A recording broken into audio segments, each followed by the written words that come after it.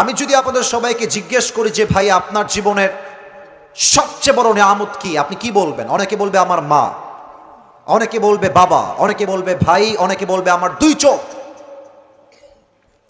কারণ এই দুই চোখ দিয়ে I can see everything in this world. এই চোখের যা আমি দেখি, এই পুরো দুনিয়ার সব নিয়ামত দেখি আমি। এই চোখটা আমার জীবনের সবচেয়ে বড় নিয়ামত। অনেকে বলবে আমার দুই হাত আমার জীবনের সবচেয়ে বড় নিয়ামত। এই দুই হাত দিয়ে কামাই করি, সংসার চলে, আমার ফ্যামিলি চলে, এর চেয়ে বড় নিয়ামত আমার কাছে আর কিছু নাই। কেউ বলবে বাবা, কেউ বলবে মা, কেউ বলবে চোখ, কেউ বলবে হাত, কেউ বলবে বউ, কেউ বলবে বাচ্চা, কেউ বলবে বাড়ি, কেউ বলবে গাড়ি, কেউ বলবে আমার সম্পত্তি।